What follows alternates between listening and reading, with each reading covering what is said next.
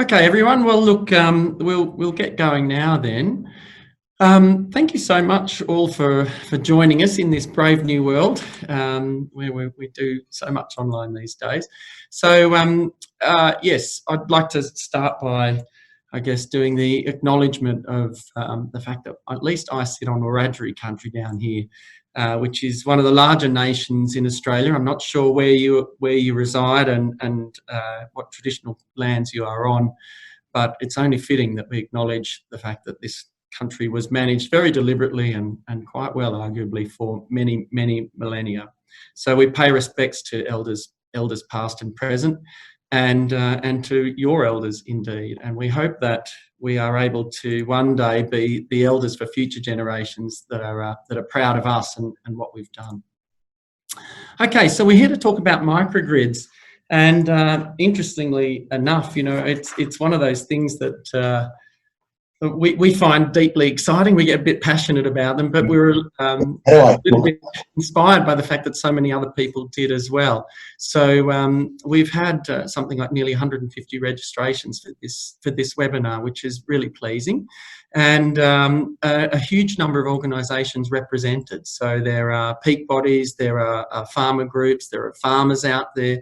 We've got councils, we've got representatives from Landcare, and various networks and quite a few technology providers out there as well. And so we're really thrilled that you could join us, and we hope that this is the start of a dialogue and a conversation. We were fortunate to be the recipients, and when I say we, you'll hear from Georgina in a second, some more detail about it, but we were excited to be recipients of the federal government microgrid funding, which was part of the communities and sort of reliability initiative that came as a result of the last election. So look, just a little bit of housekeeping then.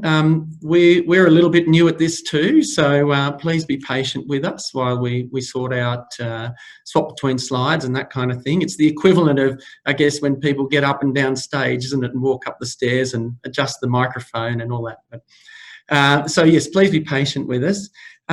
Speakers, please stick to time. I have some bells, and we're, you know, time is the most important thing that any of us have, and we've got a fair bit to get through. If we run well, we might finish a little bit early today, which would be good, so you can all run off and grab a coffee that you're missing at the moment.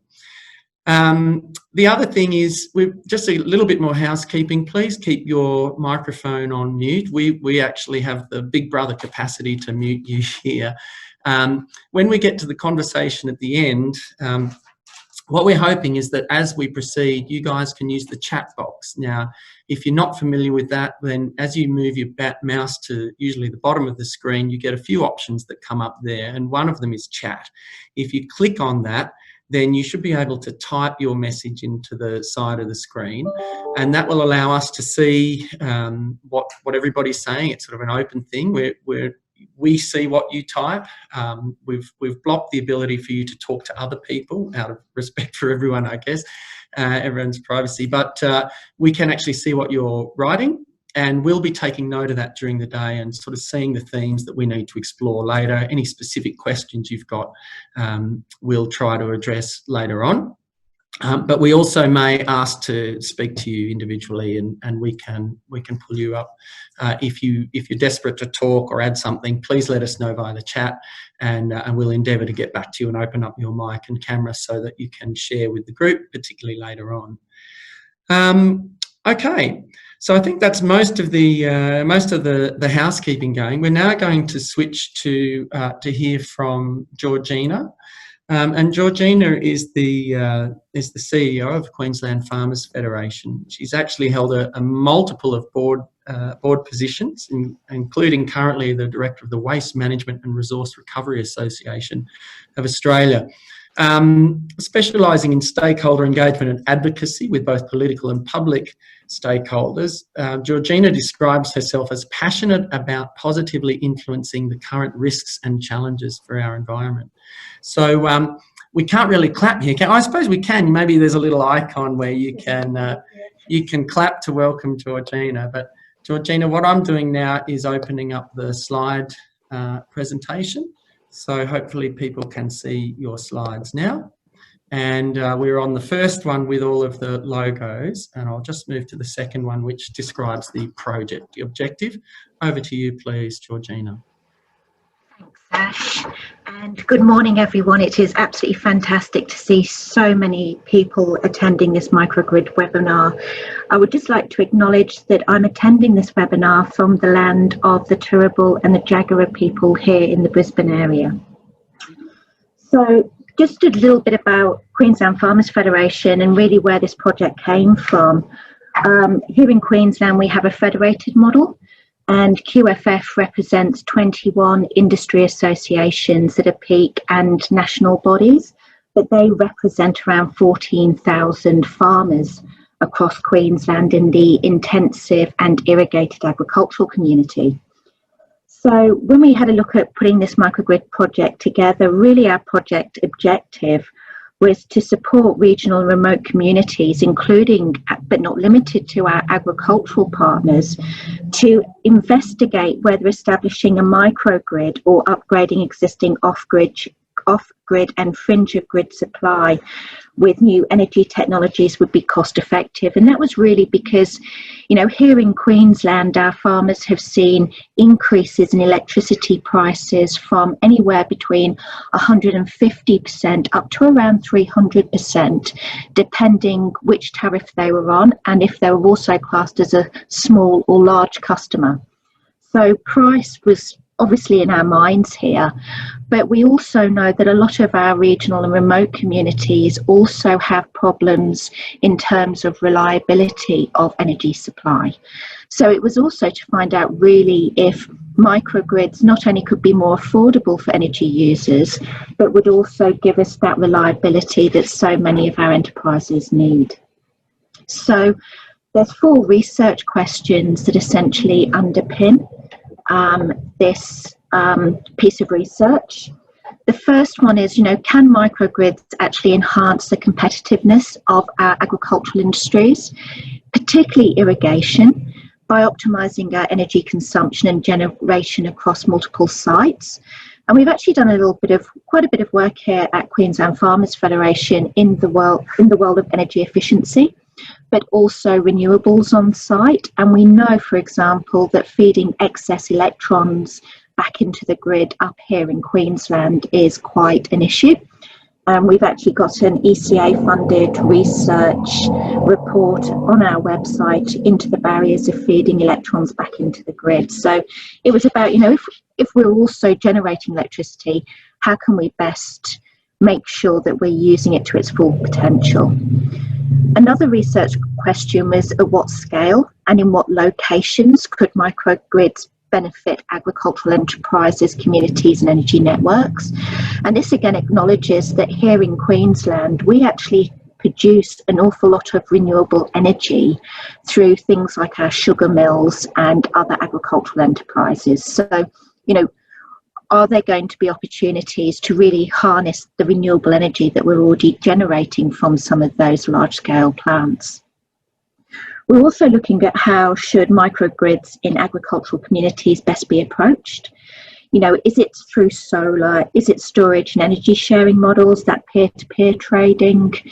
And, you know, how are we going to facilitate that if that's the way or the benefits that we identify there? And the final research question was, what are the benefits to local networks from understanding energy flows in real time? And that's a real important element to this, and including the opportunity to stabilise networks and increase network utilisation. And that comes back down to that reliability and stability of the grid as well. So the outcomes from this project, we're looking to establish 4 demonstration virtual microgrids in New South Wales and Queensland, consisting up to 50 real-time electricity meters. And we've actually installed similar devices as part of our Energy Savers program. We know they give us good real-time data. And the data from these electricity meters that can be monitored on a single dashboard to determine the feasibility of microgrids within an actual area. So the idea of this is that we can assess the commerciality, reliability and security of microgrids by looking at increasing uptake of solar or solar batteries and improving utilisation. We can identify optimum scale and the model. We can look at feasibility of sharing or trading energy, and what sort of locality or area could that sharing or trading of energy take place. We want to monitor the reliability of supply. As I said, reliability for some agricultural enterprises is just as important as price. And we actually want to identify network impacts and benefits. So there were 4 types of case studies to test the concept in different scenarios. We've got obviously that single enterprise scenario, edge of grid, which I've mentioned a couple of times, the large scale microgrid, and also another case study which we have yet to actually identify, so another one to be selected. And I'd just like to finish off, by really sort of just thanking our project team and our project partners.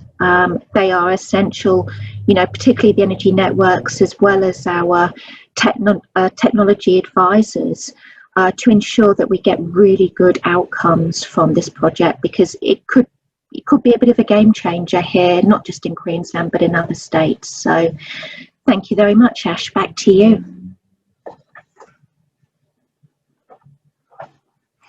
Fantastic, thank you, Georgina. That's a great intro for us. So the next part of the agenda is for me just to talk a little bit around microgrids and the types that there are and what there are, recognising that we have an incredibly wide skill and knowledge base on the phone. Many of you will be finding holes in what I say, and for others it will be all new. But bear with me while I start a little screen share thing here. And I guess one of the things, my father and grandfather, I grew up on a farm not far from where I'm sitting here now, and my grandfather used to run the radio set off a little battery, glass. You might see them in second-hand shops, little glass lead acid battery things, and then moved on to the Lister diesel, which ran, bits and pieces for that farm. And in the 1950s, the network sort of launched over the hill. But if there's any people on the line from Tamworth, you guys were the first in Australia to start a grid or within a domestic energy supply in Tamworth in, I think, 1886. One of the early ones in the world, in fact. And so in many ways what we're talking about is actually going back to the future. And what had changed in the interim was, I guess, the economics and the practicalities where, in previous times, all the local governments, really ran after, they were called county councils, and they ran after looked after their own domestic network. And so if I was to visually represent that, hang on, let me just try and share my screen here again. Okay. That's the one. You had something like, here's the grid around Tamworth, for example, the streets of Tamworth, and you had a little generator sitting in here and keeping the lights going and people's houses going. And then I guess over time we sent, lines out and up the valleys, and we supplied farmers and other little townships that sprung up around here over time. And then there was another town over here, perhaps, and they started their own grid as well. And equally, they went out, in different areas, up the valleys, down little spur lines, and little people coming off like that. And then over time, a big transmission line might have gone through across the top and made it easier for these two towns to join. And also, the network has joined up over time. So there are places, there might have been a big load here, for example, a factory or whatever, and the network has joined up over time, so that in the event, and we in regional Australia experience this a bit, a tree falls down on a line and we lose power for a little while, but eventually they're able to reroute that power back in, so we get it from both sides. Now, the three major types of microgrids we're talking about are, first and foremost, where you have a single user. So the network goes to a single point. It's kind of the end of the line, and there might be a farm here. And that particular farm might have a shearing shed and a house and a cottage and a bore pump, for example, a couple of things like that. And the way the network has evolved, many of those will be on their own national identifier. So there is an opportunity for that particular landholder to say, well, rather than having perhaps four meters that face the grid network overall, how about I only have one? Now, what would that be about? You know, what's the month or quarter?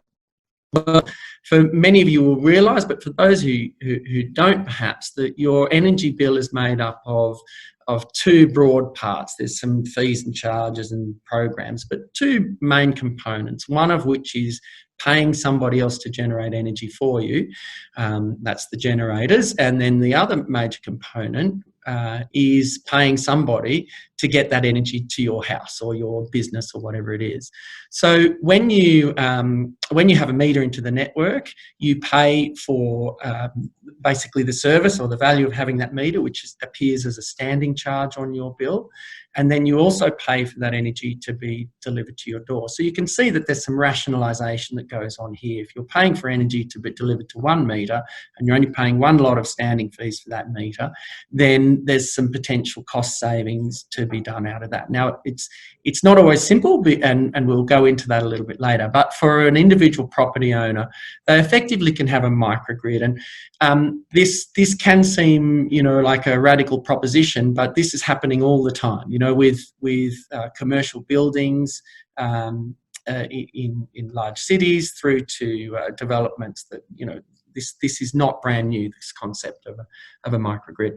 Secondly, we're looking at where you might have a number of farmers or landholders or in a part of the network, and that might be, say, this region here. So this could be up a valley of banana growers or whatever, and these people here are all on one part of the network, which ultimately terminates, you know.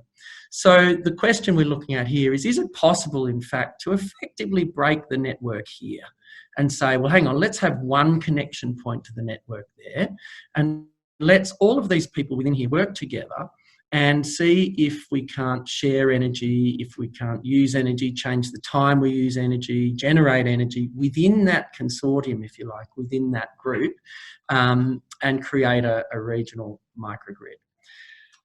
I guess the third one is where you've got an area, and so this whole region here, for example, might be an irrigation district or the like, and it might be served from multiple areas, but in here are, you know, several players that all as a district collectively operate as a microgrid, and we have to put some context around the word microgrid. Many of you would have seen recently AGL's promotion of their ideal to do Broken Hill with a big battery, a compressed air battery, and to better utilise the wind and solar out there.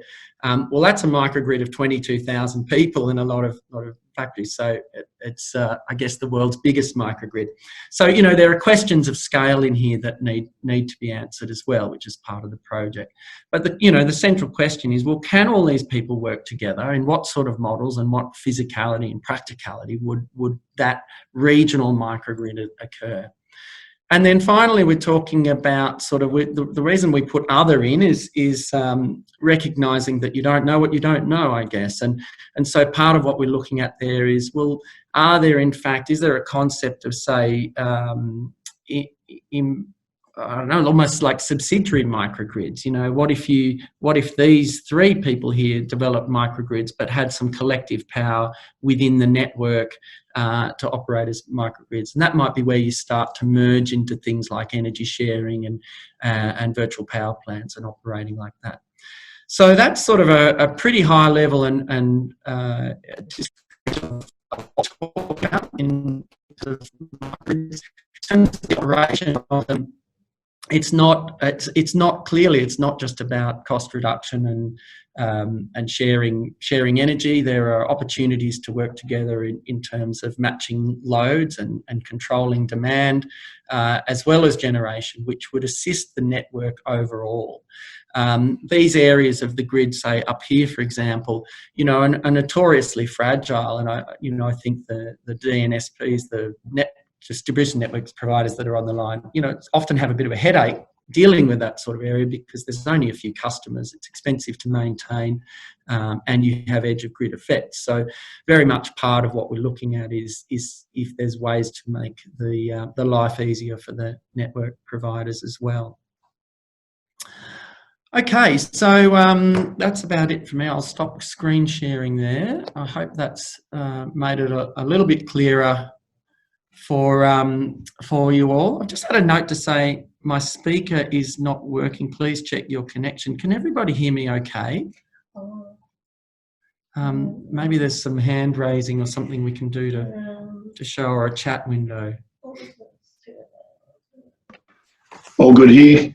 Okay, maybe it's just my computer having a moment, so thank you for that.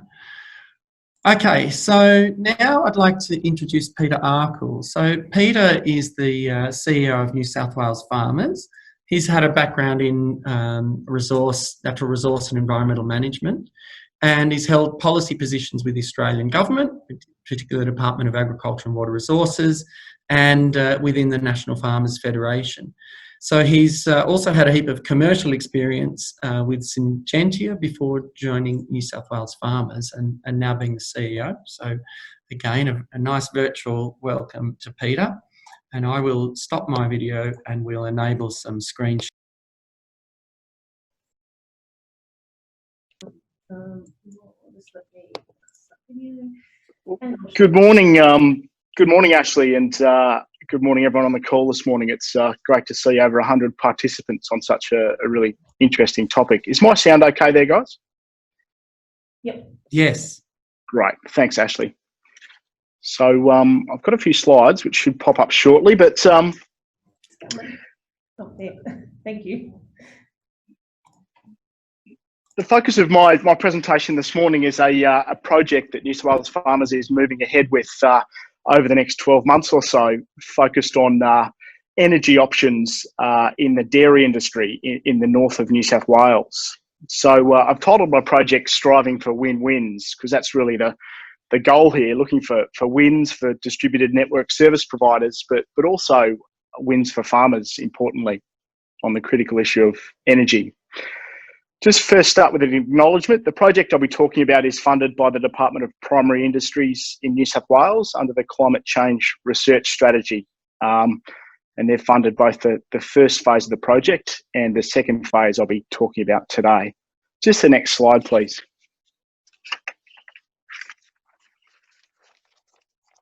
2020 has obviously been a big year, and if I think back to my start of 2020, it was a couple of really intense days supporting New South Wales farmers members in the Bega Valley of New South Wales. Obviously, the tragic bushfires had major effects on a lot of farmers, in particular dairy farmers in that part of the state, and there were some immense challenges at the start of the year trying to identify and access generators to keep milking machines and cooling technology going. We had a discussion with the EPA on what we would do with thousands of litres of spoilt milk from an environmental standpoint, and it led me to reflect that maybe there's a better option for farm businesses like these dairy farmers that are so critically dependent on energy continuity and, importantly, energy prices, given the average dairy farmer spends about $28,000 per annum on their energy costs. Just to the next slide there, please. So as I said, I'll talk predominantly about phase 2 of this project, but just to acknowledge the phase 1 work that was led by the University of Technology Sydney, the Institute for Sustainable Futures, that undertook this work in 2018, which was really a technology survey, a data and technical analysis approach that really is setting the technological framework we're utilising in phase 2, and obviously the detailed project plan. So just to acknowledge the work of Scott and Danny from ISF in contributing to the work we've done, and importantly to the work we'll do over the next 12 months. So just to the next slide there, please. So yeah, just to talk through the work we've kicked off this month. So as I mentioned, we're focusing this work in the north of the state, in the subtropical dairy region of New South Wales. That obviously is supported by Norco, the dairy co-op in northern New South Wales and southern Queensland. And obviously, yeah, our thanks go out to Norco and obviously the dairy farmers we will work with over the 12 months ahead on this really key project. So it's adopting quite a strategic approach to thinking about the question of energy options on dairy farms.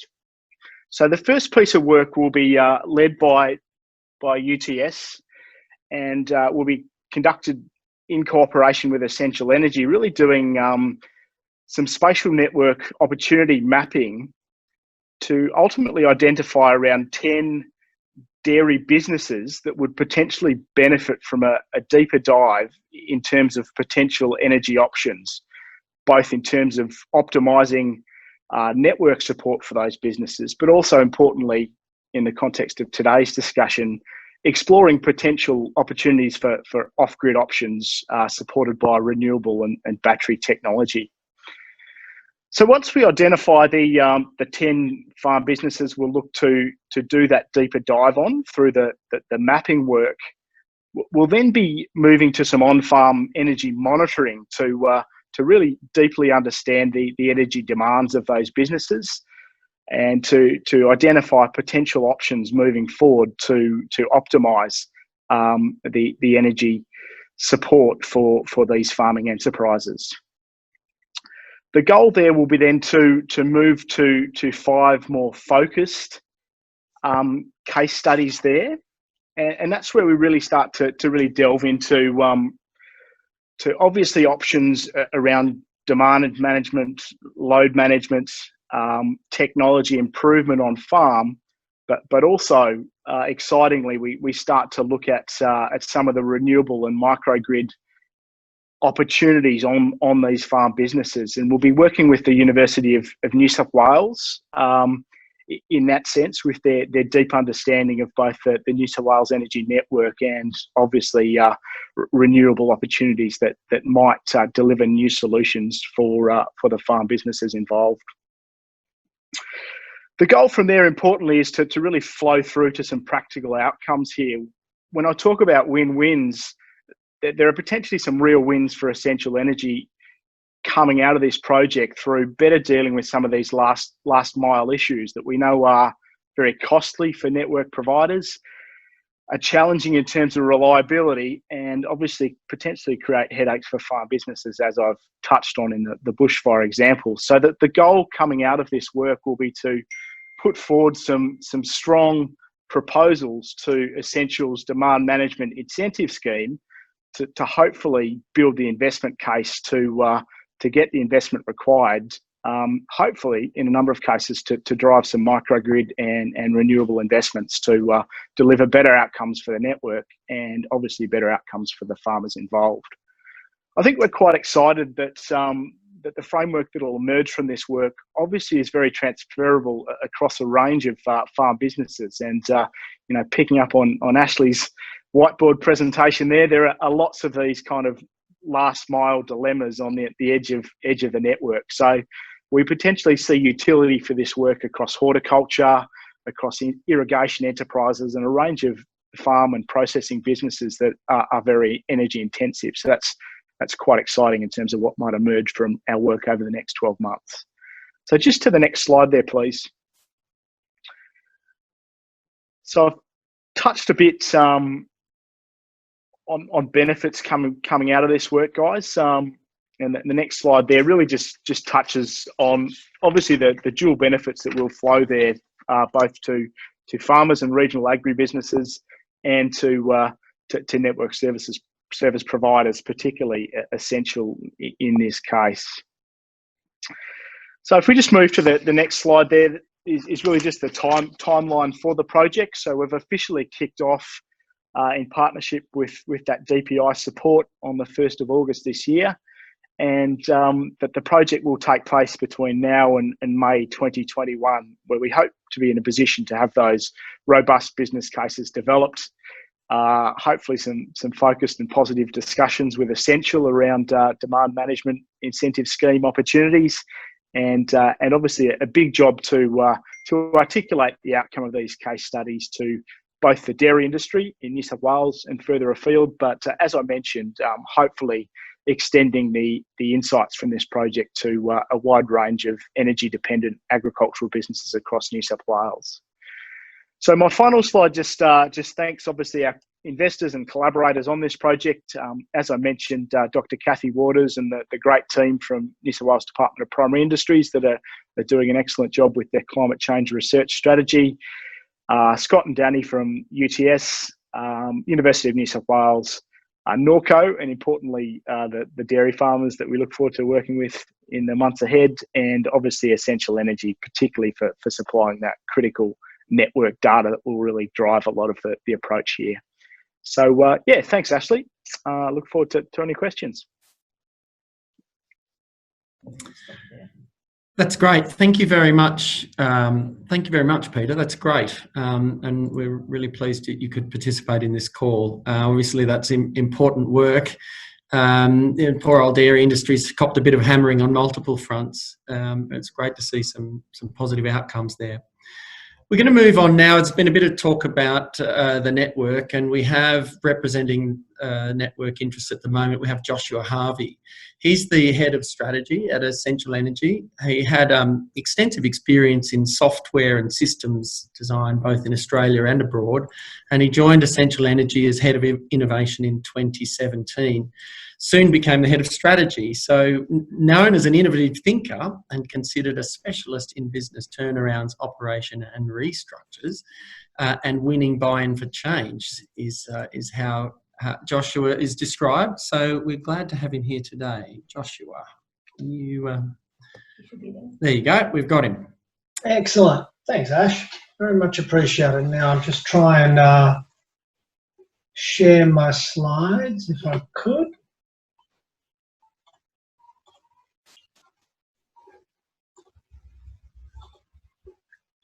Could just let us know if you can see those slides. Yes, mate, they're up there now. Thank you. Brilliant. That always helps, doesn't it? Let's stop the one on. I want to see my pack before I go through it. So, firstly, thank you for the opportunity to present to everyone.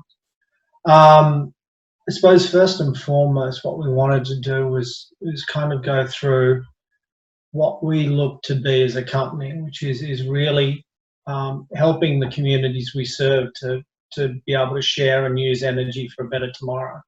And I don't think that there is any more time more appropriate than now around rethinking how we can go about doing that. The magnitude of damage we've all had to deal with the bushfires recently, and then obviously COVID as well has significantly forced us to really rethink, I think, as an overall global community, how we approach life. The great thing is that in doing that, what we've seen and what we set out about 5 years ago with regards our mission and values has pretty much stayed true. Which what we want to do is really, as a business, be able to continuously improve our safety and performance culture, drive a best practice that allows us to be able to provide a service to our communities that is wanted and needed in the future as well as today, push down energy prices where at all possible, and then be able to provide a return to government so that they can continue to provide the infrastructure needed to support country New South Wales.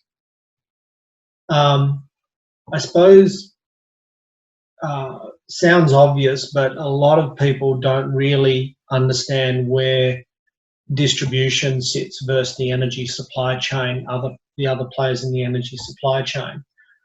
If you look there, and I think Ash talked on it, you've got generators who We're paying to produce electricity for us, largely in a traditional sense. That was coal fire, so burning dinosaurs, to be able to supply energy centrally, and then that gets pushed through sort of larger lines, which is transmission. So think Transgrid in a New South Wales sense. Distribution is where we sit. So that's a smaller line, but much more distributed, that powers all of the homes, businesses and small communities that we serve throughout New South Wales. You have a retailer, so think Origin, AGL, that then really manages the customer relationship, billing, connections, those type of topics. And largely the generation and retailers, there are three that are connected together, and those are Origin, AGL and Energy Australia, which both have generation and a retail arm. And then obviously customers, and then you'll have auxiliary service providers. So those might be aggregators, battery providers, solar installers, and that's really the energy supply chain that we deal with today. So where do we sit in as a distributor? Well, we cover off 95% of New South Wales geographic area. We have about 840,000 customers, most of those residential. We carry about 1.37 million power poles, and 183,000 square kilometres of line. So smaller a number of customers, very, very large area that we need to cover with a lot of assets. Lots of renewables connecting onto that territory. And I suppose just to put it in perspective, our average kilometre rate for our trucks and fleet that we run is about 40 million kilometres a year. So we do a lot of kilometres to service country New South Wales. I suppose, so why change a model that seems to run now? Well, there's a couple of reasons, one of which is increased temperature, drought and bushfires. We've all seen the impact of those bushfires last year. But if you take a step back and you go, well, is that a one-time thing? At least if you read a lot of the articles that are going through from very well-known people like the CSIRO, organisations like the CSIRO, generally what we're seeing is it's getting hotter. We are getting situations where there are more periods of less rain or precipitation, and when there is precipitation, it's heavier, shorter periods of time in different locations than where it was before, traditionally. What we're also seeing that's also driving that then is that we're getting an increase in the amount of fuel that's allocated to the various areas because of the dryness, and that drives up the probability of fires, and we're seeing that. Now that's not great as a distributor, obviously, because we run energised assets. We do not want to create fires, and we do our very, very best to avoid that from happening. And when there are fires, a large portion of our assets and our service levels and being able to serve country New South Wales also affects that, because we then have to go and run crews to be able to connect and make sure that they're safe while there's fires in the area. So our ability to operate is also changing as we're seeing the environment change. The other factor that's kicking in is just the sheer volume of change that is happening in our sector, as with other industries. Agriculture is absolutely going through a renaissance in many respects. So is banking, such as is retail. We are no different. I suppose for us, the interesting thing is the technology that's coming through.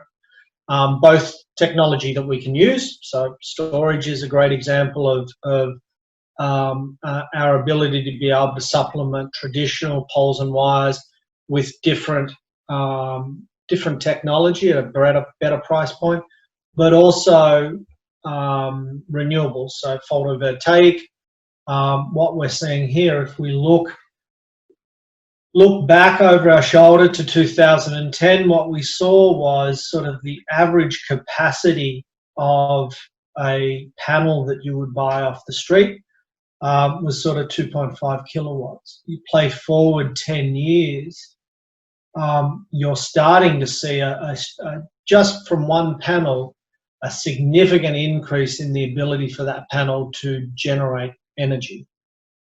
What does that mean then? That means that you're getting more energy generated at a cheaper rate for the same surface area, which means customers have the ability to be able to not only supplement their own consumption needs with renewables that are on the roof, but they're also looking at ability to be able to share or contribute to the network and supplement that centrally generated electricity with distributed generosity. So lots of homes or businesses spread geographically across the state coming together to form a significant number of renewable generation that's getting contributed to the grid, and it's coming very close to about 1 gigawatt, which is substantial. The other area which I talked to before was obviously storage, and I use storage and not batteries specifically because there are a number of ways that we can use storage. Hydrogen is still in development, but it's starting to progress. We've got compressed air.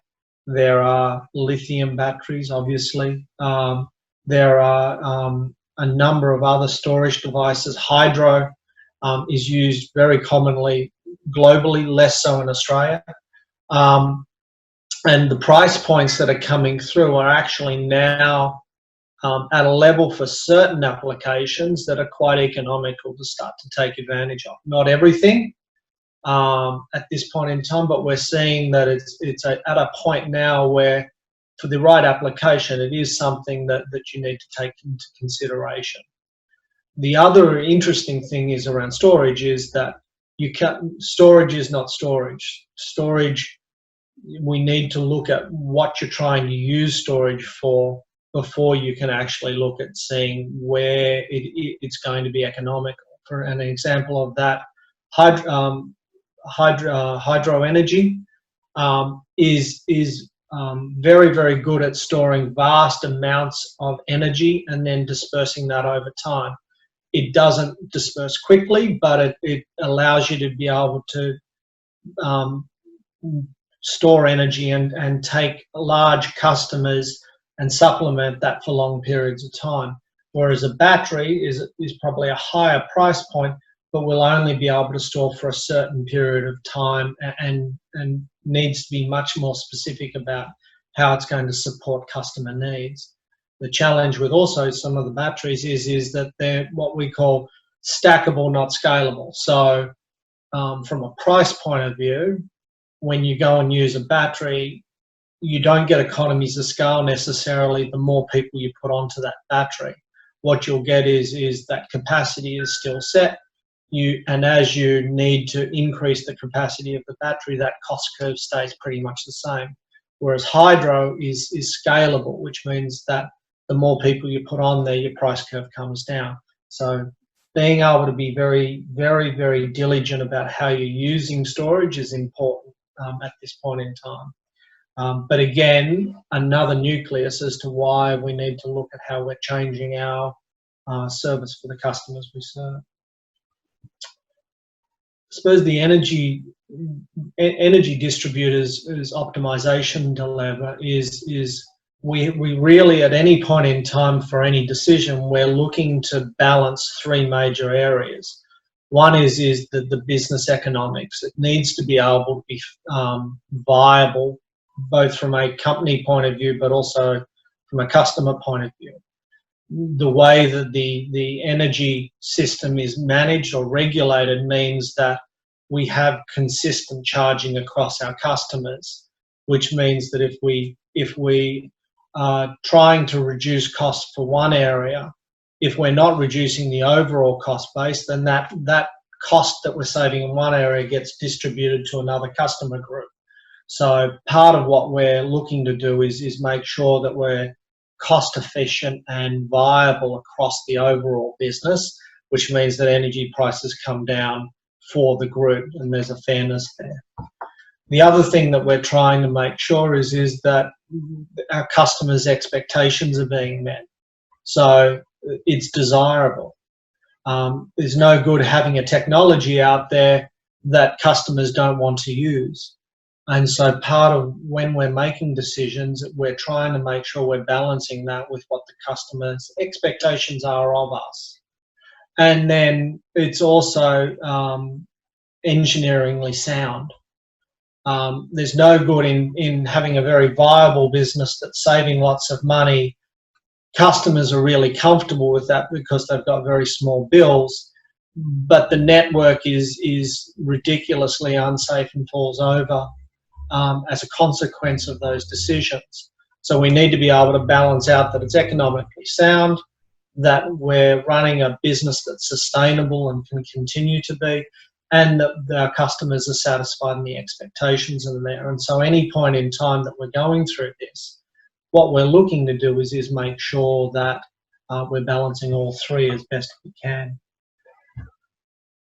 Sort of when we look at microgrids, we're really looking at three types of microgrids in what we've seen, which is really a thin wire microgrid, which is, and some of these you see in Denmark, which is you're really looking at reliability within the community you're serving at a domestic level.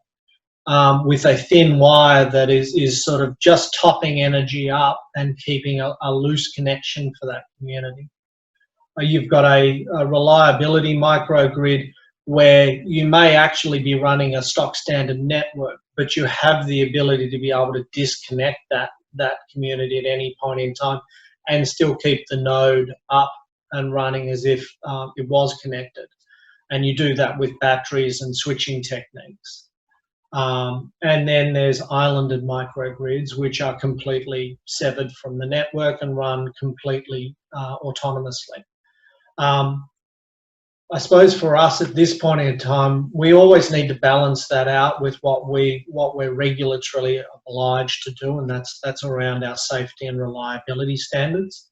And what we've seen at the moment is that the microgrids, based on what we've seen, aren't viable at this point in time, but that's at a generic level. So one of our big interests here is understanding how, at a more detailed, granular level, especially with agriculture, whether there are other opportunities that we might be able to look or that we've missed or that may be unearthed, where microgrids actually allow us to satisfy what our regulatory obligations are, and, as I talked about before, still meet those three decision points, which is, yep, sustainability, we're bringing overall network prices down, customers are very comfortable with what we're doing, and we're providing a service that's engineeringly going to stay the stem of time.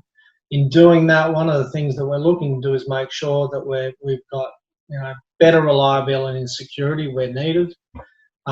We've got our customers feeling empowered to be able to make decisions. We've got sound leveraging of sort of localized energy sources. And where possible, we're taking advantage of all of those new techniques that are out there, leveraging those renewables, so peer-to-peer trading, demand response.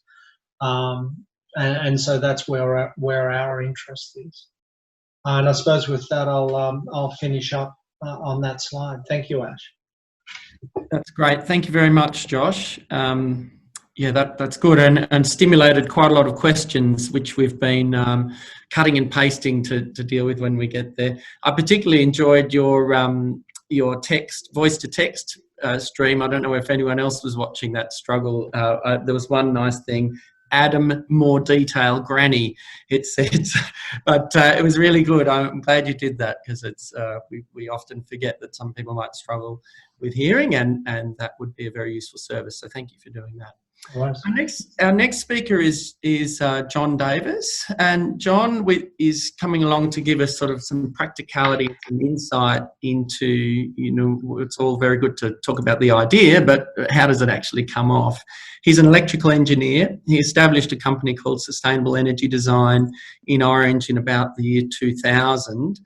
Specifically to provide services throughout regional Australia. So, and has wide experience ranging from rooftop solar through to high voltage design on large and significant renewable energy infrastructure. So please welcome John to talk to us about some of the practicalities. John. Good morning, everybody. I suppose I could start off by saying what Josh has just said a few minutes ago about reliability, sustainability, and compatibility of the networks, really, and the granularity of individuals. You can't use this technology and say it worked for everybody because it just won't. But on an individual case, it can work very well. If you take just the simple case of a single user out on a rural line that's getting a lot of outages and they're wanting to improve the reliability, adding a grid-connected battery system can work well to improve their reliability, improve their so they don't get outages, specific equipment doesn't shut down or what have you. But when you come to a particular site like that, you need to consider the physical aspects, how the power is delivered to the site, how far away it is from the transformer, what loads are connected. Like you might consider a typical site has two transformers. One feeds a bore, the other one feeds a house and a shed, and the operation runs like that. Now, typically a bore might be 800 metres away from the house, and that's why they put a transformer there in the first place, because in the early days it was quite difficult to move large amounts of power, quite expensive. At low voltage, that's 240 or 415, in sufficiently large enough amount so that you can run a large pump. Nowadays you can do it quite easily with some of the larger conductors you can get, but you need to analyse and work out what's required. So you might consider, okay, you want to take this particular site and put solar on.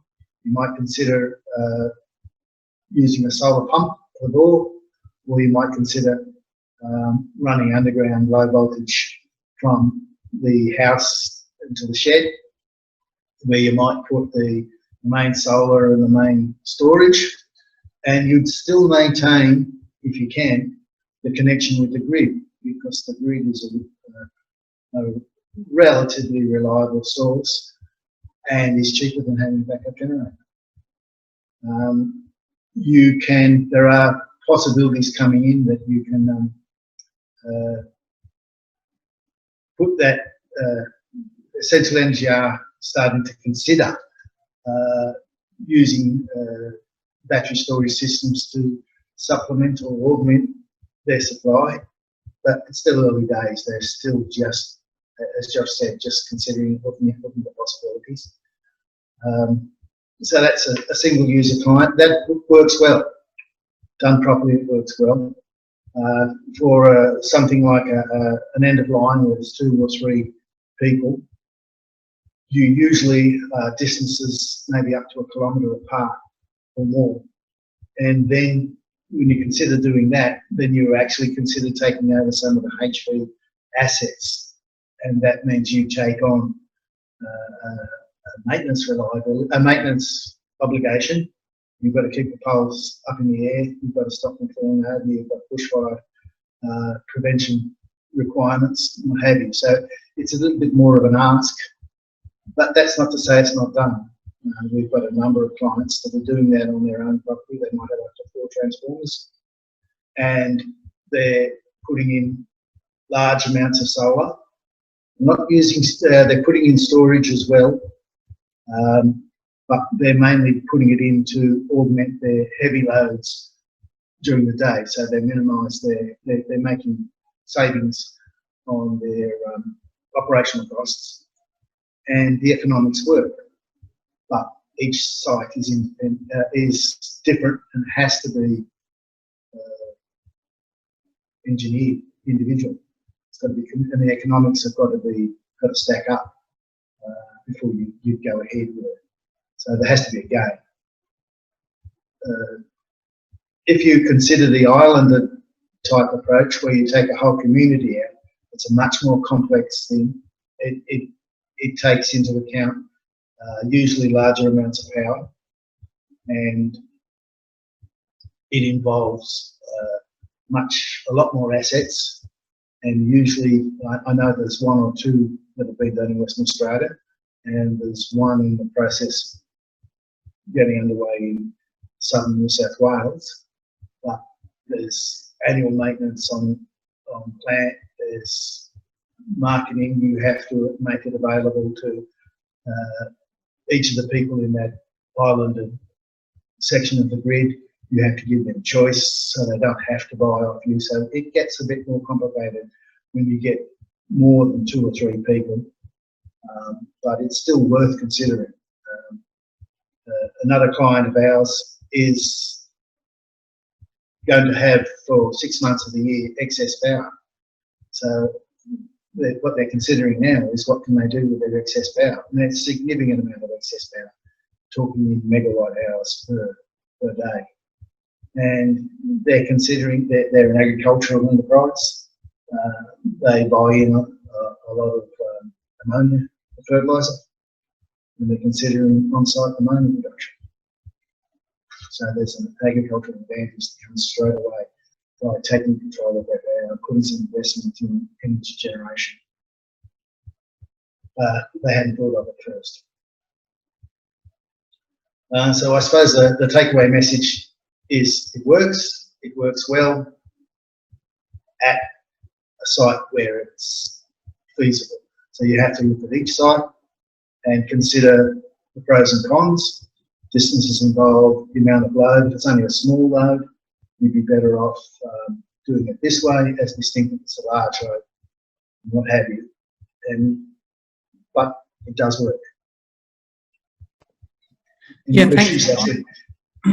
No, that's great, John. Thank you. And I'm just reminded every time I visit you and behind you in the in your boardroom there's heaps of cables sitting on the desk, and it's a good reminder that somebody has to get on a machine and dig a trench, or there's some very practical aspects to be looked at in this. So thank you for that.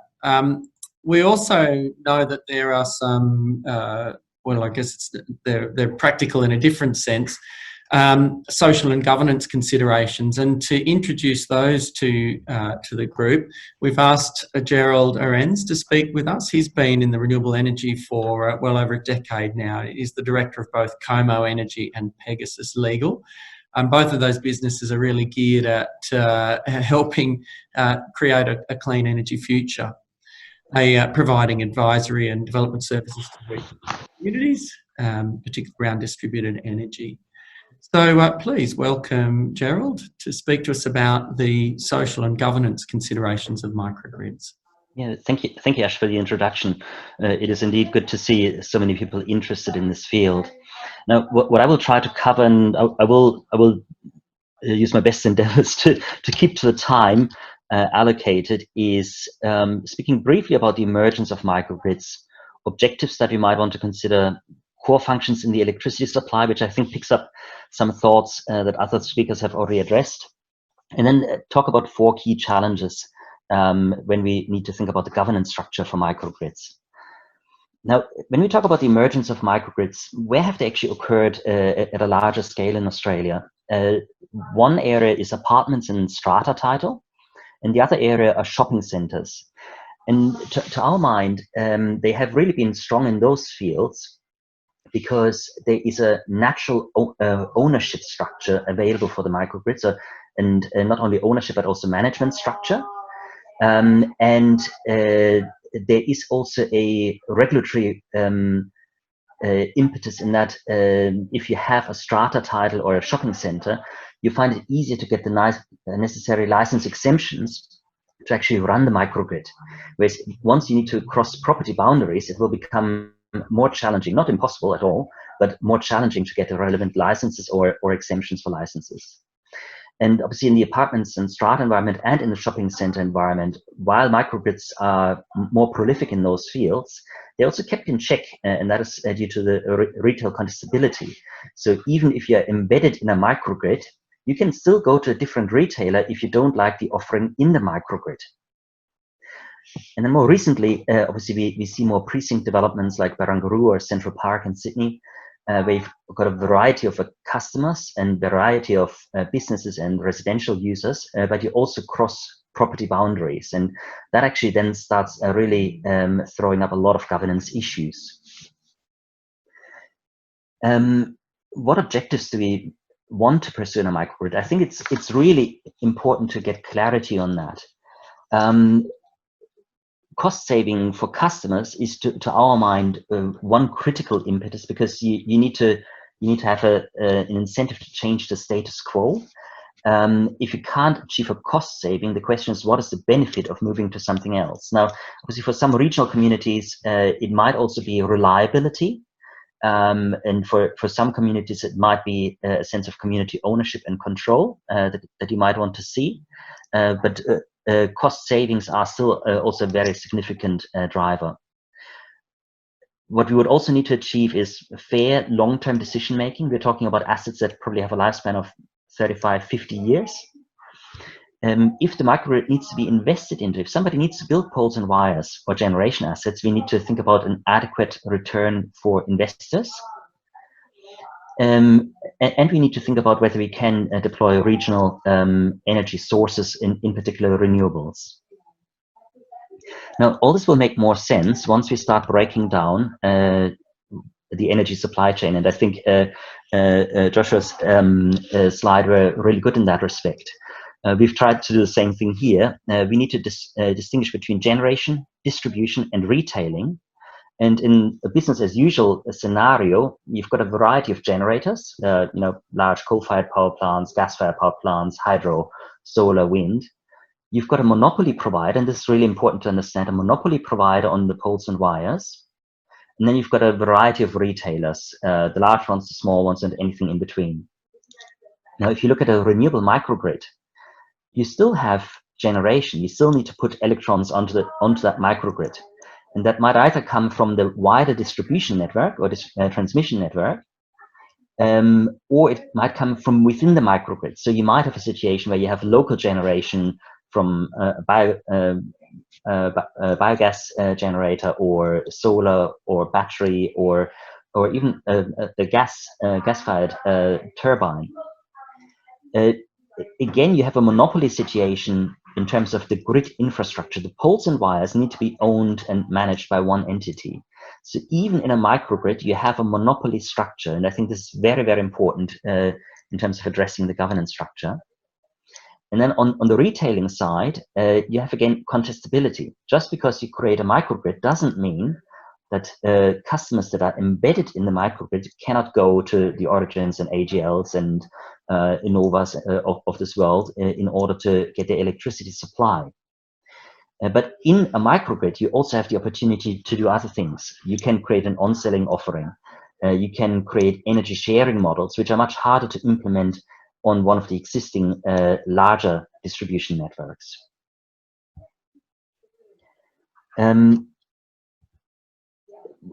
you talk about the key challenges from a governance perspective for microgrids, what I want to address here today, and this is probably not exhaustive, but these are four of the key questions: investment and ownership, decision-making, responsibility and risk. And I think risk, John has just spoken about briefly in his last presentation, and change management. Now, as you can see, the overlapping area here is relatively small. This is not my judgment on how viable microgrids are. It's just my inaptitude on designing nice Venn diagrams. So the first question, who owns the microgrid? So to my mind, the first question there is looking back at the energy supply chain. And the very first question is, who owns the poles and wires? There might be a separate question as to who owns generation assets, which is the last question on the slide. But first and foremost, who owns the poles and wires? Are these the users of the microgrid, or is this an external investor, or is it a local community, or is it a mix of those? And tied up in the question of ownership is, of course, also the question as to the capacity to invest into the poles and wires where they have to be built. There might be some users that are interested in participating in a microgrid because they see benefits from the energy supply perspective, but they might not have the current capacity to co-invest. Once you separate ownership of the microgrid from the users, you need to think about the investment return that the microgrid needs to attract. If the microgrid is solely owned by the users of a microgrid, they can make a decision that it is just one of the assets that they run, effectively not for profit. But as soon as you separate ownership of the microgrid from usership, you will need to ask what return the investors will require in order to go through the effort of creating and making available the microgrid. And that then drives the question also, who is the natural owner? In apartment blocks, strata title, shopping centers, it's all very clear as to who the natural owner is. It's the person owning the land and owning the infrastructure on the land. Whereas if you look in a regional or rural environment, it might be by far less obvious as to who the owner should be. Should it be a community group? Should it be one of the larger users? Should it be all the users? And what comes into that is also how static that user group is and how often you might have to deal with change of users. You might have seen in the news that even Prince Charles is giving up home farm, which he has farmed for 35 years. Now, his retirement option is obviously ascension to the throne. Not everyone has that option, but some people might want to retire, want to sell their farm. And when you sell your farm, you might want to think about what to do with that participation in the microgrid. And obviously, separately, the question, who owns any embedded generation in the microgrid? That can be the same entity as the entity that owns the microgrid, but it doesn't have to be. And what we talk a lot about is to find the right investors for each asset class. An asset class like a small solar farm, there's a wide range of potential owners because a lot of people understand a solar farm, whereas not many people understand a microgrid, and there might be a narrower group of investors for microgrids. What about decision making? So when you have to make decisions in a microgrid context, the question is, whom are you making the decision for? And looking back at the retail, at the supply chain in the electricity sector, are you making decisions for generation, for distribution, and or retailing in the microgrid? If you just run the microgrid as poles and wires, you probably have those considerations in mind that Joshua was talking about, like essential energy. You're effectively just becoming a small version of essential energy. But if you run more than one function, if you also run generation, you might want to think about how the generation fits in with your network assets. And if you also offer a retail offering to your microgrid participants, then you might need to think about the entire value chain. What is also important is when you run a microgrid, you need to have 24/7 capacity to deal with issues that arise. We heard earlier about the need for power reliability in the dairy industry. You might also have some vulnerable residential users in your microgrid where power supply is essential for life support machines and similar.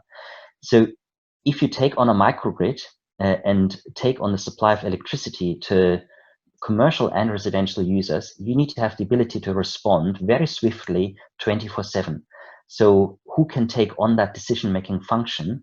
Have you got a dedicated team for that? Are you outsourcing that to a commercial provider that might run multiple microgrids? Or what other way do you find in order to provide that function? And then the question, of course, is who is that decision maker answerable to the investors or to the users?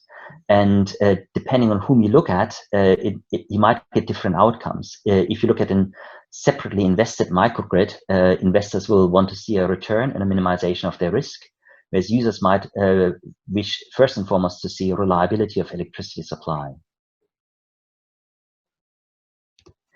Then responsibility and risk as the next challenge. Running a microgrid, there are poles and wires involved. There's working at height involved.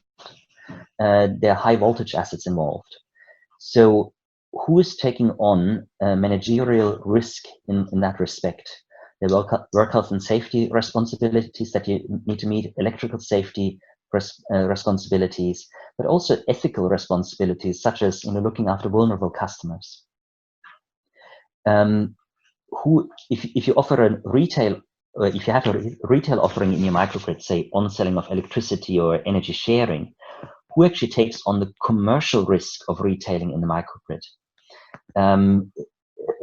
Retailers are traditionally built to take on retailing risk, and they've got very sophisticated ways of managing those risks.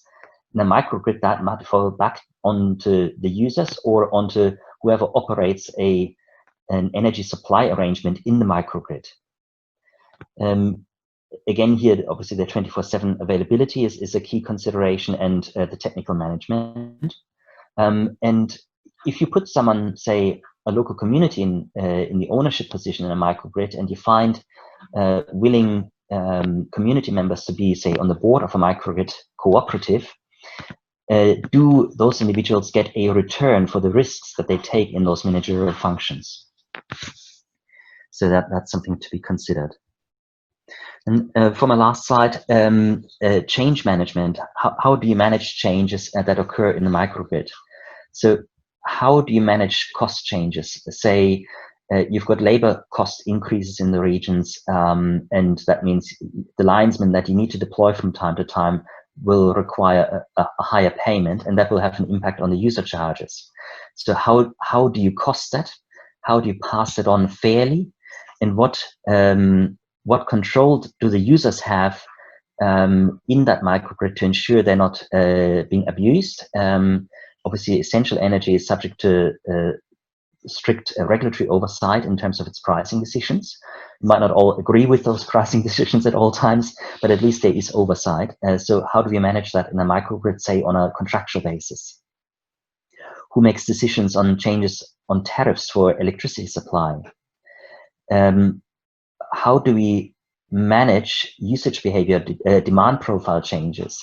You might have a dairy farm as one of your users in the microgrid, and the operations shut down. Suddenly you lose a significant part of your energy demand, and thereby also your bulk purchasing power at the gate meter, and that increases the cost for everyone else. How do you deal with changes in the generation mix? How do you make a decision whether to supplement with, say, a solar array or a grid-scale battery, or other forms of local generation? And then very importantly, and I've touched on that already, what do you do if a user wishes to exit the microgrid? Does the microgrid run with the land? Or are you able to exit the microgrid without penalty and effectively leave a gap in the microgrid? In strata title apartment buildings and in shopping centers, these rules are all very clear, because you have no choice but to participate if a microgrid is in place. The only choice that you have is which retailer to use and whether to go with the local offering or whether you go back to a standard retailer. But in a microgrid that crosses property boundaries and is not tied to a certain type of property ownership, it becomes much less clear as to how this will be regulated. How do you generally deal with user changes?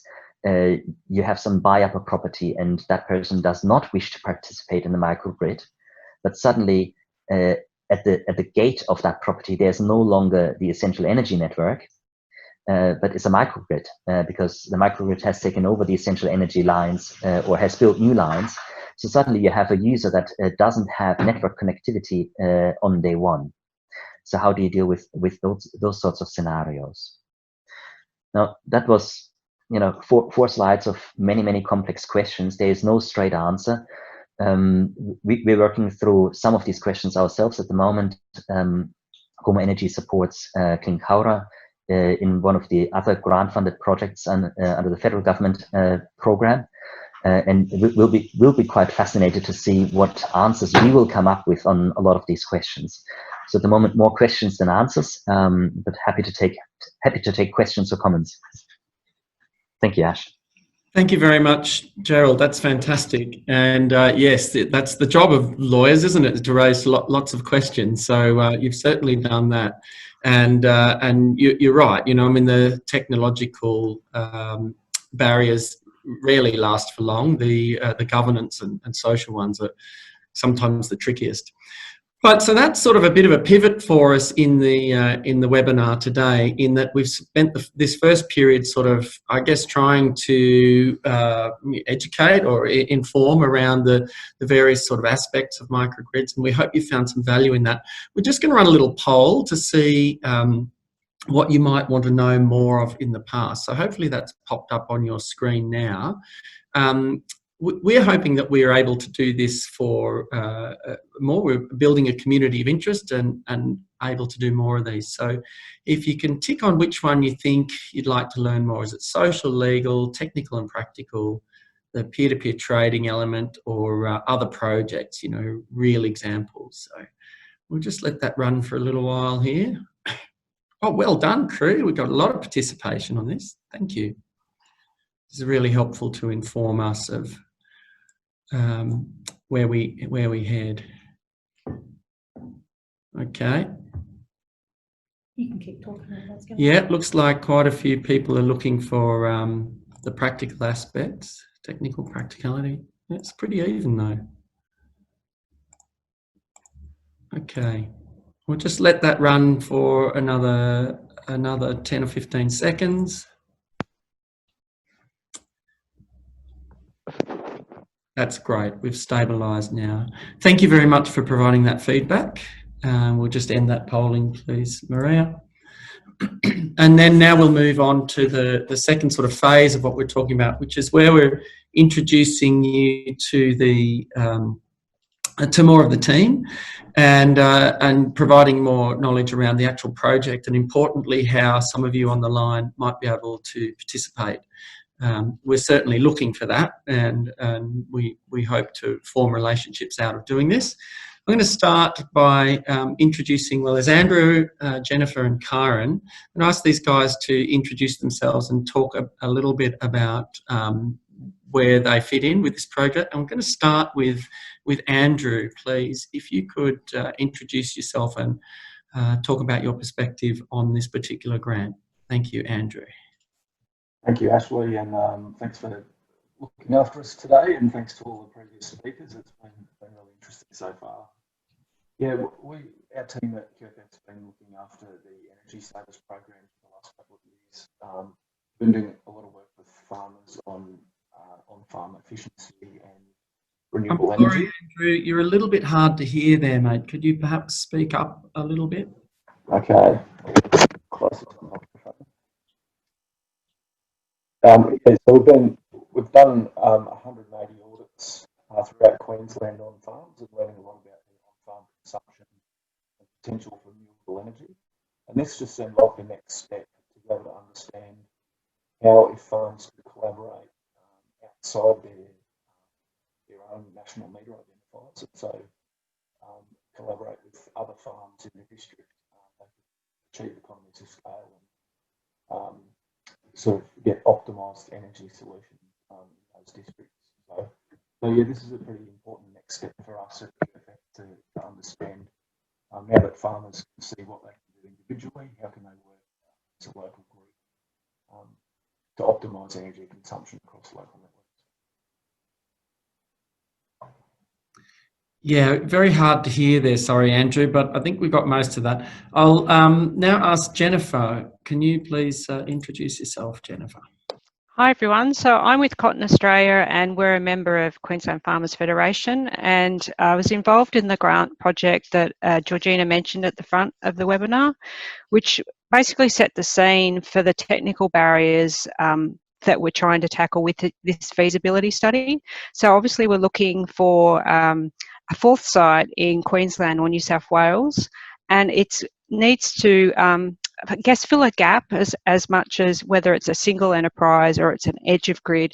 It'll address some of those issues we've touched on, and it'll get to the stage of understanding, well, why would you go down the path of having a microgrid, and why perhaps there's a better solution out there, because we realise at times that it's probably another alternative out there that's just as important and cost effective, and we don't necessarily want to get sold a pop. So it's trying to understand that part of the problem as well with this project. Thanks, Ash. That's great, Jennifer. And now Karen Stark, who many of you will know through the work with Renewables in Agriculture. Please, Karen. Yeah, thanks. So thanks everybody, particularly the speakers, for sharing their knowledge today with us. There's been really interesting insights that have come out of it, I think. So I wear a couple of hats regarding this project. I work for Reaqua, which is a solar pumping business. And I also have my own business, Farm Renewables Consulting, which delivers the Renewables in Agriculture conference. So I live on an irrigation farm in the Central West. Reaqua installed a 500 kilowatt solar diesel irrigation pump in 2018. And the business case for this really stacked up for us. It's about a 5-year payback. So we're saving about $180,000 worth of diesel every year. But Reaqua was finding that the economics doesn't stack up for a lot of irrigators because they might only pump during a flood event. So that might be, 9 days of a year, or might be 60 days. So having a massive solar setup to run that pump and not being able to feed it back into the grid, or getting a very low feed-in tariff, meant the economics wasn't stacking up. So therefore, the interest for Reaqua is understanding whether microgrid can form part of the solution to that. So I'm just going to share my screen now, because we're going to talk a bit more about what we're doing with this project. You've heard about the single enterprise, the edge of grid, the large scale microgrid, and then the one to be determined. We've got a few kind of potential case studies that supported us in the application of this funding project. I'll get, if Andrew's microphone works, I'll get him to just talk a little bit about the Pioneer Valley Water project. Okay, is that better? Can Yep. people hear now? Little bit. Okay, excellent. So this one was interesting to us. If you go back to Ash's description of the potential microgrids, it's that Pioneer Valley is like the group in the middle that Ash talked about, where there's a network of farms all using power at different times. Some of them have got solar on them already. They might be on different networks and feeders. And we thought this project provided a good opportunity to understand how they use power and how they might optimise their use of power to better utilise the network and then reduce some of those costs, and also to optimise the amount of solar PV that they would otherwise have installed. So rather than everyone feeling like they have to go and install a large system behind the meter, there might be the opportunity to put smaller systems distributed within the network. I'm seeing a lot of people saying they can't hear, so maybe Jennifer, you could finish off that point for me, if that's okay. Yeah, sorry, Andrew, it's a bit hard to hear you still. Jennifer, maybe did you want to pick up on any of what Pioneer Valley, or talk about the Tulloch Wines or Brookstead? The chat box. Yeah, okay. So Pioneer Valley. So think of an irrigation district in Queensland where there's quite a number of farms. They're all tapped into the local water supply for their irrigation use, and then there's the distributor of water. So there's the opportunity of the energy generation that's coming from the movement of water around there, as much as the potential locations around the valley that could be tapping into that energy supply. So that would be one example of a community involved in a microgrid. Whereas the example of the Tulloch Wines, that's one farm in the Hunter Valley surrounded by a number of other wineries. And in their case, they've gone down the path of installing solar, but they have a number of meters around the farm. And the arrangements at the moment, according to the rules, are they can't share the energy across the different locations of the farm and the different meters. So again, technically, joining all those meters up would make a grid in itself. So that's another example. And then Brookstead is in the St George region, Derrabandi, so a few hours west of Brisbane, for those that are a bit like me, limited in their geography in that part of Queensland, but it's flat. There's cotton growing out there, there's irrigation happening there, and they're at the end of the grid. Literally, they have brownouts and other fluctuations in power. So to solve that problem, they've gone part of the way in terms of installing solar for their needs, but they're also limited on what they can put back into the grid because they're at the end of the line. And also, how do you manage that for the network in a sustainable way, as much as making the energy available for others that could be around, whether that's closer into town, there's a gin in the area, etc. Those sort of examples. So hence the fourth example that we're looking for, we haven't defined it because we're trying to find something unique, and we're also looking to those that are on the call today to be helping us with that sourcing of that fourth section. So I noticed there was a question about that earlier, so I hope that helps narrow things down a bit. So for the Pioneer Water Valley, just to recap, it's the idea that we have a district in the Mackay region where there's a number of potential users and a generator of energy related to the irrigation system out there. And unfortunately, Andrew has been doing a lot of work in this area with the Energy Savers studies. So if you look at the QFF web pages for the energy projects, you'll see some of the examples that we've used in the past. But again, it's the challenge of how do you join up these different locations? Is it a way of using meters in a particular way and mapping the energy? Is it understanding your energy itself and therefore finding out there's a simpler solution you could? Or there's a whole lot of other users out there, and that's where the VPPs and stuff fit in as well, that maybe that's another solution to just say having a battery or a whole lot of users. Yep, thank you, Jennifer. Sure. So I think what we wanted to ask attendees on this call is we're trying to look for representative case studies that will be the most relevant and beneficial to the largest number of agricultural sectors. So we may not use the tulip wines, but we want to understand how representative these types of case studies are. And we're hoping to finalise our 4 case studies that we'll be assessing further by the end of November by looking to have a nice list of 10 or 15 to go through by the 31st of August, but we've got some leeway there to the 4th of September. If you do have some ideas, you can always email me. We have our weekly meetings. We'll discuss those and get more information from you. But otherwise, that's what today is about. So if you could use the chat box maybe to talk about, who else is out there that you know of that you think might be a good scenario for us to assess further, any ideas that we should be looking at, or any organisations or projects that we could collaborate with. So if there's anything in the chat box now that maybe Ash, you could bring up, that would be great.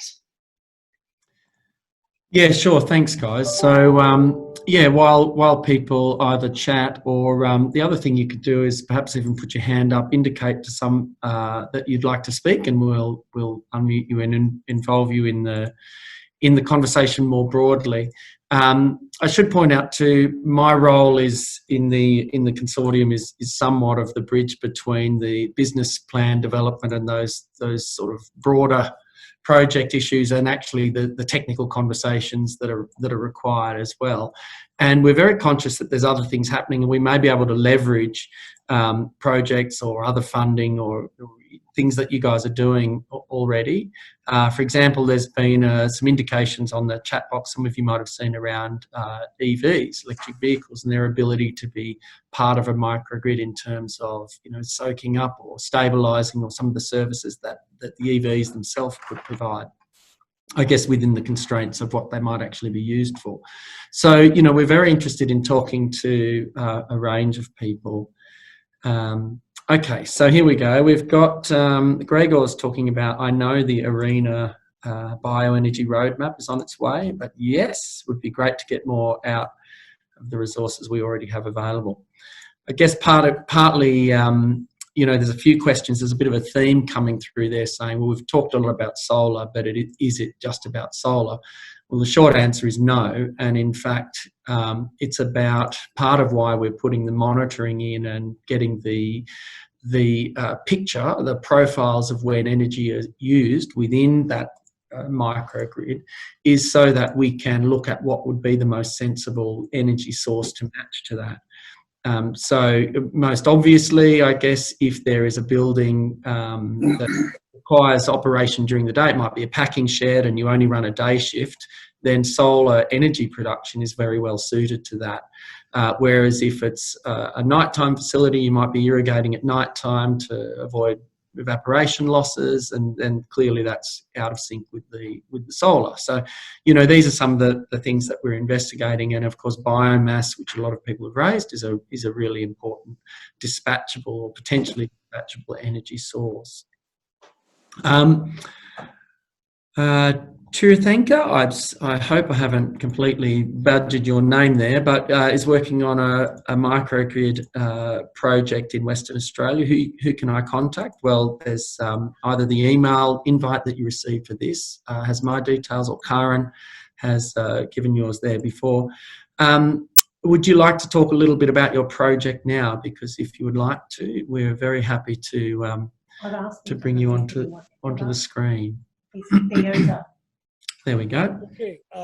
Yes, this is a project we are undertaking in the southwest part of WA, and the intention is to take this is principally an agricultural town, and we are just at the initial stage of finally getting this town mostly running as an autonomous microgrid. We are doing the initial. We have already identified the different participants in this project, and we, as our company, is providing the engineering background for this project. We are still at the early stages, but the decision has been taken to go ahead and build the microgrid. I believe there will be quite a few regulatory issues coming in, and we are investigating that. Technical challenges would also be there, but I would love to collaborate and discuss with others who might be doing similar projects and exchange our experiences and views about how we can go about this. Okay, fantastic. That sort of feeds into a little bit of a question we had from Mark Callanan saying, thanks Pete on his presentation. In terms of collaboration in this space, his question is, are there larger scale national projects being undertaken on renewables or microgrids for agricultural enterprise? Is it advantageous for this space that the sun and the wind is the same commodity no matter where you are located? Looking, I guess, for greater collaboration and results to be fostered in a more collaborative and, dare I say it, shorter time frame. I don't know if you're still on the call there, Mark, whether you wanted to add any detail to that question. Give me a second. But look, yes, I mean, one of the ways we can respond is to say that the federal program was in fact national. So there are arranged, and we've reached out to all of the recipients to start a group that can talk and share learnings across all of us. Our focus is specifically on Queensland and New South Wales, but certainly the program itself runs nationally. Oh, there you are, Mark. Would you like to add something? Sure. Yeah, having been familiar with how some other research projects work, yeah, and it looks like, you know, from hearing some of the questions and discussions just had in the last 10 minutes, look like there is collaboration opportunities there for people to connect and work on projects. So yeah, that was my understanding. Just, you know, given that dollars go further, if you know, I just hope it's not a kind of state by state. There's more kind of larger scale collaboration that maybe the CEFC can contribute to, and obviously look to get greater investor dollars, so that they, you know, get better bang for buck, just given the space that's happening in terms of what we're trying to achieve here. Yeah, thank you very much for the question, Mark. And I think it's certainly the intent of this team that we foster that to whatever extent is possible within the scope of our grant and our capacity. But certainly we're hoping to share and learn from other participants in this grant. And and indeed, it's an open question around where we go next with this, you know, whether there is some sort of value. I guess that's why we asked that question about what detail, what this group is interested in, and whether in fact we are building a community of interest around this, that where we can all share knowledge and learn. We might even run a poll on that at the end just to see who wants to keep talking. Now, Grant Christopherson asked a question there, which is one I guess many of you guys are familiar with, essentially the death spiral for retailers, or for market participants. As technology and economics allow more generation behind the meter, including microgrids, by default, there will be less customers to fund infrastructure at transmission and distribution levels. What is the view of Joshua and others on managing this at both an economic and, importantly, social level? Does anyone want to dive into that one? Josh is not on the line. Josh had to go at 11 for another call, I know that. But if they need to put in the chat box. anyone want to have it? Just let us know on the chat box if you'd like to have a crack at that. Yes, and my take on that has been it's been interesting to watch the market evolve and the network and the economics evolve around this. And as some people have mentioned, it's really a case of back to the future. I guess there's the price point and the technology that's enabled us to do what we used to do. And at the moment, you know, philosophically, I think we're very much driven by letting the market determine what happens. But I think perhaps there's a place here for a more deliberate approach to that, to find where the sweet points are, where the optimal implementation of this technology is, so that we don't leave communities behind. As I think Gerald, you know, pointed out very well, and John as well, you know, if you're building a microgrid at certain scale, you are actually taking on the maintenance of those assets, and you might in fact be able to provide a better service than is currently sort of stretched network provider is. John, you can... Yeah, I could probably speak for Essential a little bit, in that the more and more solar or alternative energy systems that are put in place, put in a distribution network, the more Essential Energy has to look at the stability. That is, can they maintain the voltage levels within the Australian standards? Each new we're working on a number of 5 megawatt systems that are all incorporating batteries for one reason or another, and each of those is required by Essential Energy to consider the stability or what effects they have on the network during the times they operate and when they don't operate.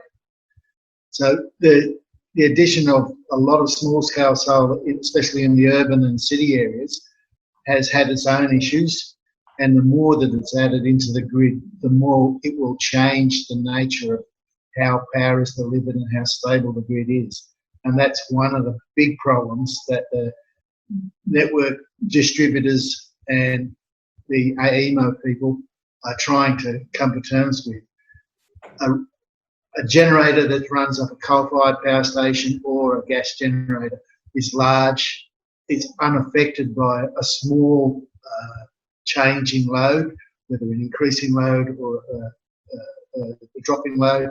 It can respond relatively slowly to a big change in load, and the voltages that happen across the network, which usually cause the most disturbance and most problems to people, happens slowly. When you introduce large amounts of solar, 50% of the generation of a solar site, say if it's a very large one, it can drop to 50% within seconds. This causes instability in the voltage side of the network, and the AEMO is tasked with ensuring that each of these plants that are put in place minimise the disturbance. So yes, it's going to be a big challenge for the people that are putting the networks together and keeping them together, and the federal government is supposed to be leading this, but the local distributor, like Essential Energy in this case, and the Queensland guys as well, are having to deal with the day-to-day issues of all this happening. Yeah, thank you, John. It ties into a question from John Miller asking what the view is on AEMO and some state government proposals to tax grid feed-in. So I mean, whether we may not necessarily go into the detail of those proposals, but I think we're talking about a mechanism, a pricing signal, or some kind of mechanism that encourages good behaviour, if you like, that rewards people who don't cause problems to the network, which might be through demand response, load shifting, generation curtailment, whatever. Do we see what's sort of happening in that space?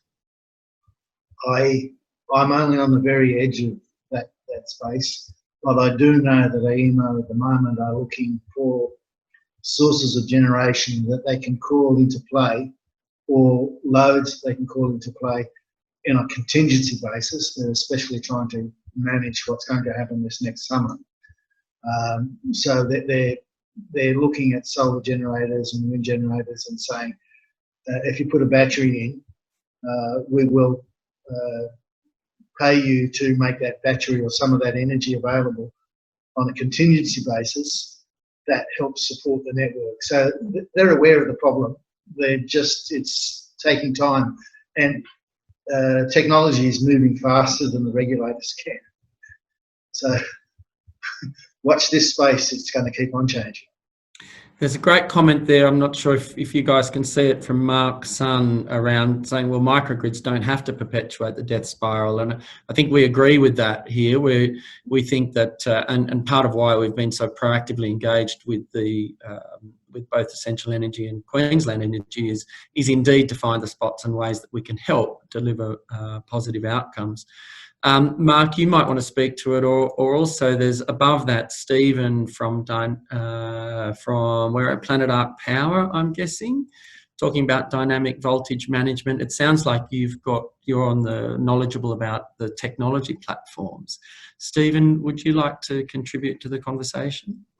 Can we find you? Thanks very much, Ashley. There we go.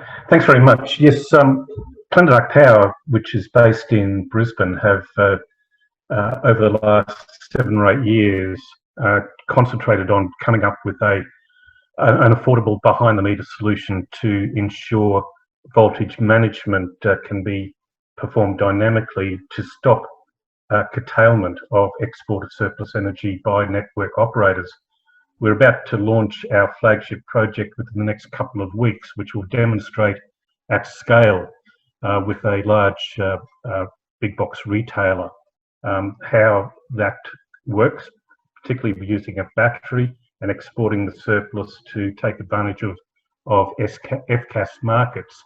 So applied in rural and regional applications, such as we've been discussing today, this behind-the-meter solution will be a very important component to ensure appropriate returns on investment for microgrids, because you address that issue of voltage management and no longer risking curtailment by network operators concerned about voltages going outside of their safe areas or safe bands. Okay, well that's great, and I guess you touch on a range of technological solutions and indeed market and price signal solutions that are emerging to make this smarter. And to some sense, we're talking about the prosumer revolution and the Internet of Things and the ability for all of these components to work together. Stephen, how in many of the places that we're looking at this, there is a shortage of network coverage and data, and there are potentially some problems with that integration of the ideally automated future. Have you looked at that issue? Look, the Alexis technology platform has multiple, or provides multiple services that not just deliver optimised returns on investment from investment in renewable energy options and microgrids, but also provides grid firming solutions as well, to give confidence to network owners that these distributed energy resource type solutions are not disruptive to what is the #1 priority for network operators, and that is obviously keeping the lights on, a safe, secure, reliable service. So operating behind the meter as we do, we also increase the capacity of existing network infrastructure to handle more distributed energy than is currently the case. We say you take that a step further, it actually puts downward pressure on prices, because network operators build into their prices and their 5-yearly determinations grid upgrades, which feed into higher prices when they're trying to handle more DER. We increase the capacity of the existing infrastructure to handle more DER through dynamic voltage management, and that, as I said, puts downward pressure on prices. So again, applied across a range of sectors, whether it be in C&I sector or in rural and regional applications such as standalone or grid connected microgrids. That's where where our solution, Alexis, comes into its own. It is a unique technology platform. At this point in time, we are leading the pack in terms of providing this kind of solution in a behind-the-meter format. Yeah, tremendous amount of change coming, isn't there? And we're going to get a whole lot smarter about this over time.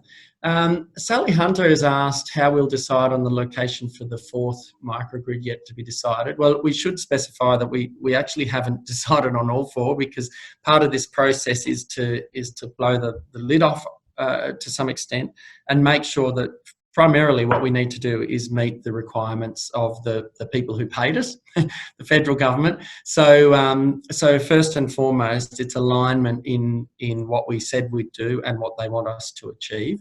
And we have some eligibility criteria established as a result of that. So we're really going through a shortlisting process. It would be really nice if we were able to engage everybody on some level, and I think I sort of believe that we can.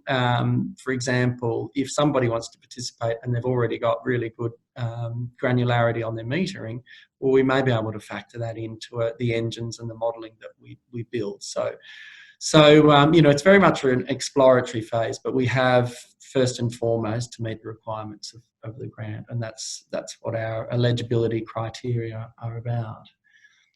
Okay, so there's an interesting comment here from Warren Males talking about saying how transmission and distribution networks grew from capturing the economic benefits from building large-scale generating facilities, coal, hydro, gas. This led to the demise of local grids, well, or at least the integration of local grids. It is interesting that the distributed generation is driving things back to the future. Will the emergence of microgrids lead logically, perhaps inevitably, to the reinvigoration of local networks? Does anyone want to have a crack at that? Warren's on the line.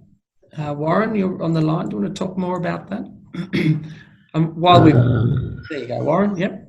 Yeah, there we go. I'm happy to talk about that. I mean, it seems to me that this whole thing is a little bit back to the future. I mean, we've seen, you know, with coal, with gas, with hydro, all of the energy, potential energy at least, is stored before it's generated, and then it goes out into the network and it's used by the users. Distributed energy is quite clearly changing all of that around, and with the emergence of battery technology, it's certainly going to be much easier to store the energy after it's generated. So we're moving the potential energy from before to after.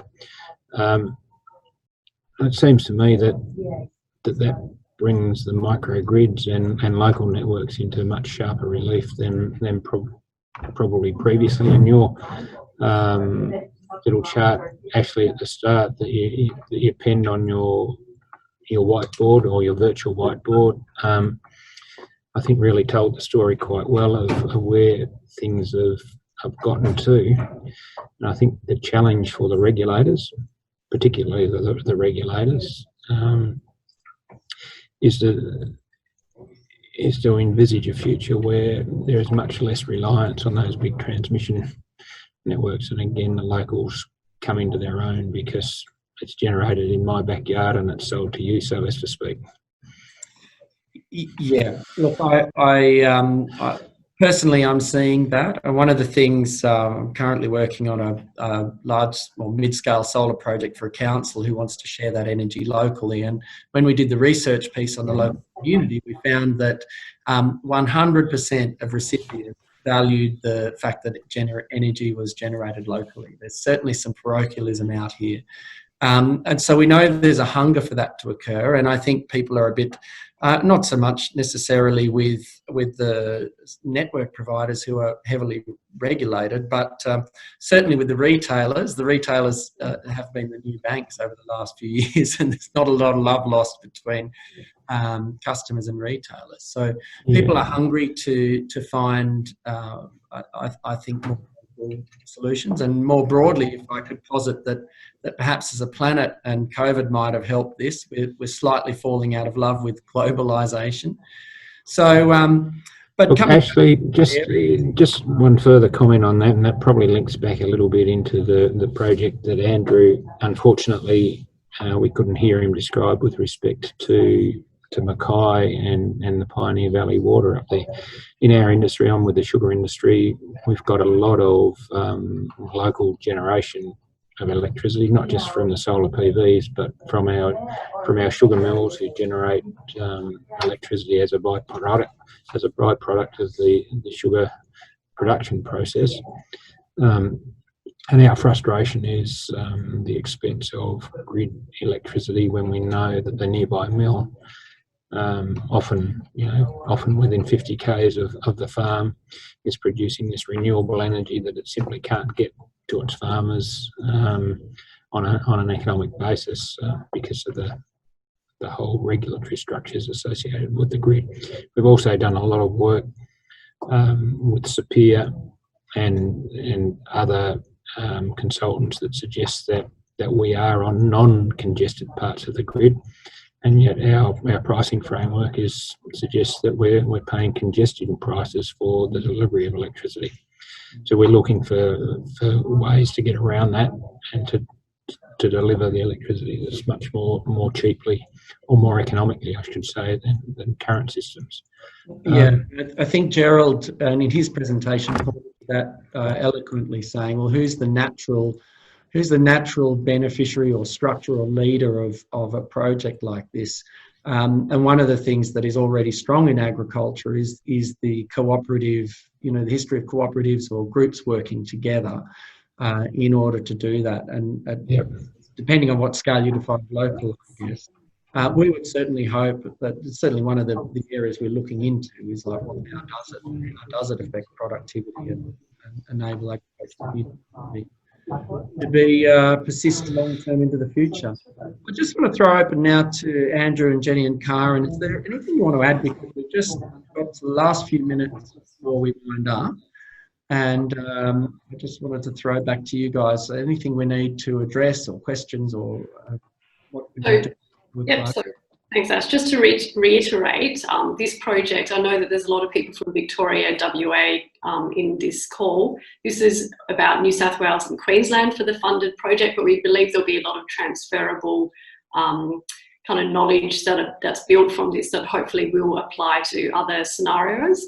I did have a quick question for Gerald, if he's still happy to unmute and take his video off, just about, all those questions that you raised, I think are really interesting and something that people have to grapple with a lot in the future if microgrids become more common.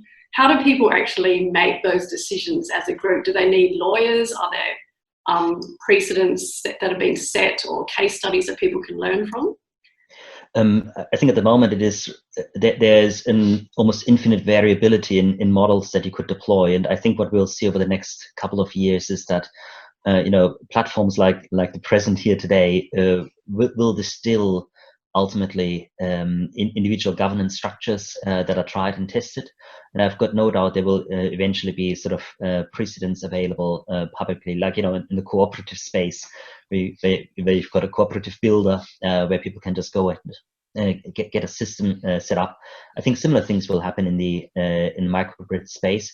At the moment, I think you can't quite get there yet because you haven't got the standardization.